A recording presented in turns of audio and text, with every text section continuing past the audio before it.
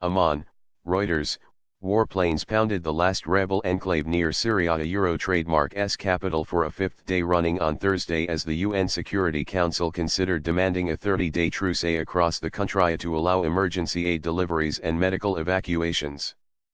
The UN envoy for Syria, Staffan de Mistura, pleaded for a ceasefire to halt one of the fiercest air assaults of the 7-year civil war and prevent a massacre in the besieged eastern Ghouta region on the outskirts of Damascus.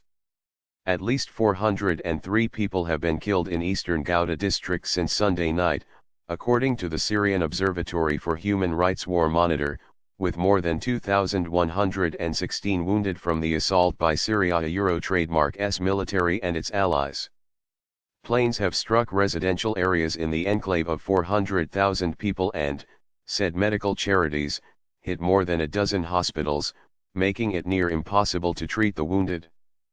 Panos Mumtsis, the UN humanitarian coordinator for Syria, said households in eastern Ghouta were without food, water, or electricity in winter cold, and 80% of the population of the town of Harista was living underground. There is a need for avoiding a massacre, because we will be judged by history, Mistura said, urging the 15-member Security Council to act. The council was meeting on Thursday to discussion the situation at the request of Russia. President Bashar al-Assad, a Euro trademark S main ally Russia, which wields a veto on the Security Council, said it could support a 30-day truce, but not one that included the Islamist militants it says the onslaught on eastern Ghouta is meant to target. Resolution. The Council was considering a resolution, drafted by Kuwait and Sweden, that demands a OEA cessation of hostilities throughout Syria for all military operations except those directed at the Islamic State. Al-Qaeda and al-Nusra front a Euro for 30 days to allow aid deliveries and medical evacuations. A Swedish UN ambassador Olof Skog said he hoped the Council could vote on the resolution on Thursday. But Russian ambassador Vasily Nebenzia said he would propose amendments to the text. A resolution needs 9 votes in favor and no vetoes by Russia, China, the United States, France, or Britain to pass a Euro-Earth idea with the Security Council resolution is first and foremost stop the bombing and let aid get in. The Russians can step up, will they? A US official told Reuters. Residents of Doma, the biggest town in eastern Ghouta, described plumes of black smoke billowing from residential areas after planes dropped bombs from high altitude. Searches were underway for bodies amid the rubble in the town of Sakba and elsewhere, said rescuers. Sarah Kiley, Syria researcher for Human Rights Watch, said the situation in eastern Ghouta was deteriorating at an exponential rate with over 250 civilians dead in the last 48 hours. Witnesses that we are speaking to on the ground are saying that Euro trademark S raining bombs Euro trademark she told Reuters in Geneva. Robert Mardini, Middle East Regional Director for the International Committee of the Red Cross, said the ICRC was poised to offer emergency medical care in the enclave and carry out evacuations of wounded as soon as conditions permitted. We need to get clearance and acceptance by all sides to carry out our work. We have a convoy ready to be sent to eastern Ghouta, as soon as there is reduction in the intensity of the fighting he told Reuters at a media briefing in Beirut. In Syria Euro trademark S North, where Turkey launched an offensive in the past month against a Kurdish militia, the Kurds said pro-government fighters were now deploying to front lines to help repel the Turkish advance, though assistance would be needed from the Syrian army itself. Government forces also entered a part of Aleppo controlled by the Kurdish YPG militia, a witness and the observatory said, although the YPG denied this. The Kurdish YPG, backed by the United States in other parts of Syria, have sought help recently from the Russian-backed Damascus government to resist the Turkish thrust, an example of the strange bedfellows in a multi-sided conflict that has drawn in neighbors and world powers. Uphill.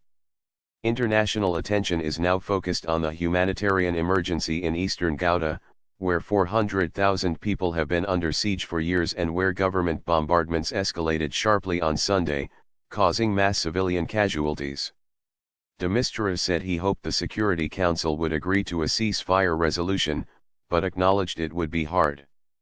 I hope it will. But Euro trademark S uphill. But I hope it will. It is very urgent he told Reuters at the United Nations in Geneva. Moscow and Damascus say their assault on eastern Ghouta is necessary to defeat rebels who have been firing mortars on the capital, government territory throughout the war. Those who support the terrorists are responsible for the situation in eastern Ghouta, Kremlin spokesman Dmitry Peskov told a conference call with reporters. Neither Russia, nor Syria, nor Iran are in that category of states, as they are waging an absolute war against terrorists in Syria. A White House statement said Washington backed the UN call for a ceasefire to allow access for aid and medical evacuations. United States also calls upon Russia and its partners to live up to their obligations with respect to de-escalation zones, particularly those in eastern Ghouta and to end further attacks against civilians in Syria. Aid workers and residents say Syrian army helicopters have been dropping barrel bombs oil drums packed with explosives and shrapnel, on marketplaces and medical centers. Residents and insurgents in eastern Ghouta say Russian planes are also involved. Syrians say they can identify Russian aircraft because they fly at higher altitude than Syrian planes. Damascus and Moscow deny using barrel bombs or hitting civilians. They say rebels hold civilians as human shields. Video footage obtained by Reuters showed wreckage at the Al-Shifa hospital in the town of Hamouriyeh. Staff said it had been hit by airstrikes and artillery. Clinic's department is out of service, the clinical care unit is out, the surgery unit is out, the incubator unit is out, the pediatric section is out, all of the departments of the hospital are completely out of service. A man identified as a medical worker said. There were casualties among our staff, among patients, among the children we had. He said, adding that doctors had performed an operation in the rubble because it was impossible to evacuate in time. Scorched earth. Opposition-held eastern Ghouta has been under siege by the Syrian army and allied forces since 2013. After government gains since 2015, it is the final rebel bastion near the capital.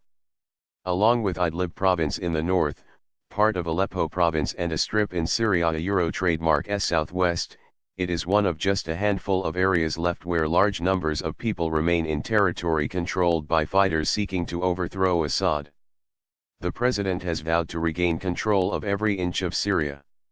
Residents and opposition figures say the Syrian government and its allies are deliberately harming civilians with a scorched earth policy to force rebels to surrender.